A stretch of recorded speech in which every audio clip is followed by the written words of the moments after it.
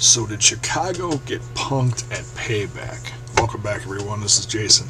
Well, depending on what your official definition of punked is, no, CM Punk did not show up at the pay-per-view. Although there were pretty many chants throughout the night, and he was even mentioned by a few people during the pay-per-view. Overall, pretty solid pay-per-view. They even added some last-minute matches. In fact, one thing I was pretty surprised. Excuse me.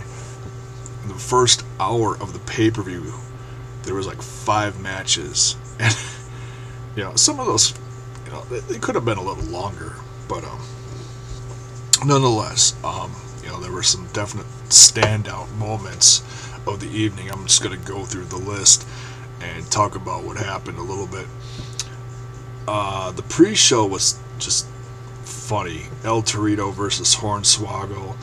Hornswoggle ended up getting his head shaved, and probably the first time in wrestling history that you're going to hear a "This is awesome" chant during a Hornswoggle match. Yeah, that was hilarious, and they completely wrecked Hornswoggle because he lost and got about 3/4 of his head shaved, and yeah, I don't know if he's going to go away now for a while and reinvent himself somehow, some way. Who knows? But I think he's done with 3MP, and I think they're done with him. Then on to the main show. During the pre-show, Kofi versus Bo Dallas and the Brotherhood versus Ryback were announced for later that night. So to kick off the pay-per-view, we had Sheamus versus Cesaro for the United States Championship. A lot of people call this the match of the night. Very solid match. These two guys going back and forth. Sheamus retained. I was wrong about that one. I thought Cesaro was going to win, but I've got a feeling he's going to get used for bigger and better things in the near future, aka Money in the Bank. So yeah, when they came out, Paul Heyman was talking about CM Punk a little bit, saying that he was down the road at the a different Chicago arena watching a hockey game. They got a few cheers and a few boos, but definitely, yeah, they were looking for him tonight. I was a little bit, I knew he was in town. I knew there was a inkling of a chance, but no Punk. Then we had the Brotherhood versus Ryback, so Cody Rhodes and Goldust versus Curtis Axel and Ryback. Pretty solid match. Ryback and Curtis Axel ended up getting the win, and they said before the pay-per-view, Cody said to Goldust, he's like, I'm in a great mood. He's focused. He was felt good about getting the win tonight. Well, they lost, and just when you thought Cody was gonna turn heel, he said something very interesting at the end of the match. Grabbed the microphone. He said, "Brother to brother, you need a better partner." Dropped the mic and he walked off. And Goldust is just looking down and confused and upset about the whole loss and everything. And now he's got to try to pick his brother back up out of the dirt from this. So we'll see. This is going to continue tonight, obviously, on Raw. And we'll see where it goes from here. Then we got Rusev versus Big E. Nothing terribly exciting about this match. One awkward thing was "We Want Ziggler" chant broke out during this match, which I thought was funny. But to see these two big brawlers go at it was pretty cool. Big E's been using this spear lately. When someone's standing on the mat but outside the ropes, he did one of those big spears to Rusev, and that got some people really excited. You could see the crowd react to that a lot. Rusev came out on this one. I thought maybe Big E was going to win, but no, Rusev won. Next, we had Kofi Kingston versus Bo Dallas. Like I said, this was a last-minute addition, and the match actually never took place because as soon as they were about to start, and they were both facing each other in the ring, Kane came out and just completely destroyed Kofi. Gave him a choke slam and a tombstone pile driver. And Bo Dallas gets in the ring and he's like, "Oh, you're gonna be okay. You're gonna come back from this. All you gotta do is believe." It was, oh, the guy is so cheesy. Oh, unbelievable. So, yeah, that was his little, thing for the night, getting on the pay-per-view. Didn't wrestle, but, made his appearance. Next, we had RVD versus the Intercontinental Champion, Bad News Barrett. It was an okay match. Bad News Barrett came out on top. I feel bad for RVD because, he's still got a lot of talent, but you can tell he's getting older. He's getting a little winded. It just doesn't, it's just not the same as he used to be, But nonetheless, it was an okay match. Bad News Barrett is still IC champ. And he's getting a pretty decent reaction from the crowd lately. I think he's starting to win some fans over. Which is good because, he's the future of the roster right there. Next, we get to find out what Daniel Bryan was going to do as far as whether he was going to turn over the championship or not. So he came out with Brie Bella to face Stephanie McMahon, and Brie Bella actually ended up quitting so she wouldn't get fired because Daniel Bryan's still holding on to the championship. He wouldn't give it up. Brie Bella quit and then slaps Stephanie so hard she just her jaw just dropped and she went running out of the ring.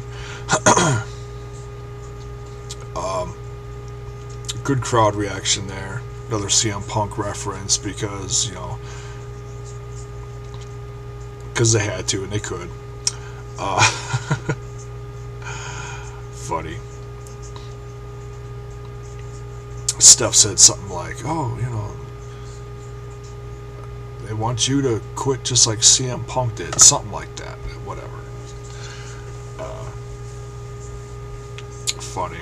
So yeah, Brie Bella quits,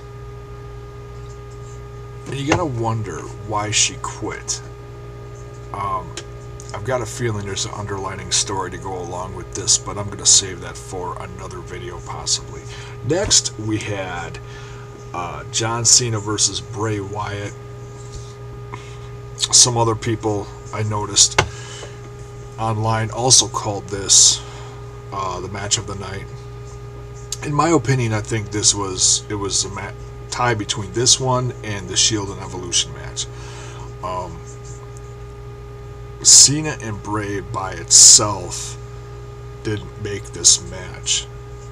In my opinion, I think it was a combination of Cena, Bray Wyatt, and the Usos coming down to take care of Luke Harper and Eric Rowan. I think a combination of the entire thing and all the action and the chair shots and the tables and the high spots and everything as a whole made this match incredible. Really pulled off a heck of a match. Cena came out on top in this one, and the finisher was a little off. He gave him his finisher, and then buried him. Put the drop the equipment on top of the box or whatever you call it. But nonetheless, very, very action-filled match. Great to see. John Cena came out on top of this one, and I think this feud is finally done. This has been going on since WrestleMania, so out of 3 matches, and 3 and done, I think. Next, we had the Divas Championship match, Paige versus Alicia Fox. Paige and Alicia Fox really, I think, making the rest of the Divas roster, sending them a message they got to step up their game. And I think overall, between this feud and noticing some of the other feuds, especially on NXT, solid match, really solid match. Paige and Alicia Fox has been the best Divas feud I've seen, in my opinion, in years. Probably the best feud I've seen since back in the days where Mickie James was fighting Trish. And Lita and all those. Incredible. Really good wrestling on the part of both of those. Paige won this one. Made Alicia Fox tap out, and Paige retained. Last but not least, we had the Shield versus Evolution in the elimination no holds bar match.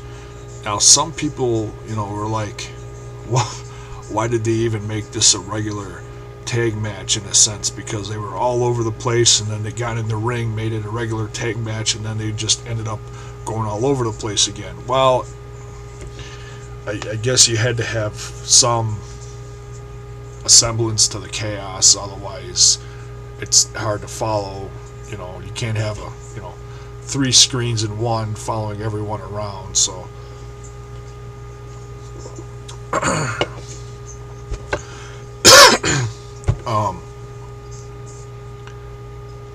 just a brutal montage of action that went on in this one between Roman not Rhodes Roman Reigns, Seth Rollins, Dean Ambrose, and Triple H, Randy Orton, and Blue Tista.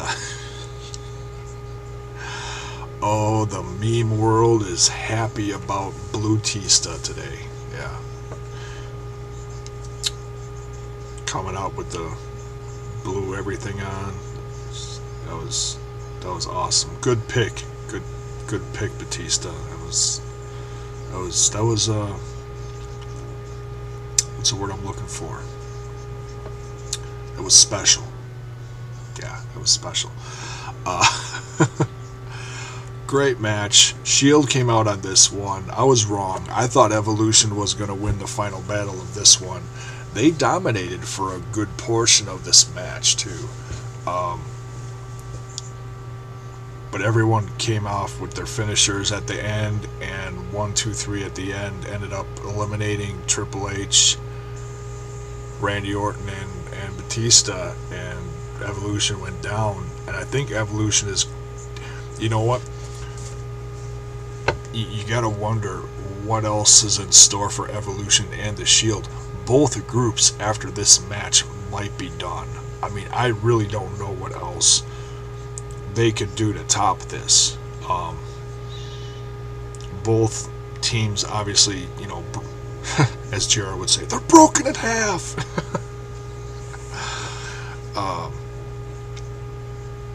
I think the fans were exhausted after this one. You could tell Chicago was just wiped out. They were cheering for the Shield at the end that they won. I think they were a little surprised that they won. I honestly thought the Sledgehammer was going to come out on top of this one. At least, I think a lot of people had that feeling. Just because that was a picture on the poster, Triple H and his Sledgehammer. It's like, oh, well, what's going to happen right there. No, Shield came out on top. So that's my review. I'd give this one out of 5 stars. I give it a 4. I wouldn't say it's the best, but it was solid.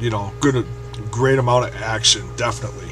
All the matches were at least good, if not great. So, we'll see what's up for Evolution and Shield coming up on Raw. Thanks for watching, guys.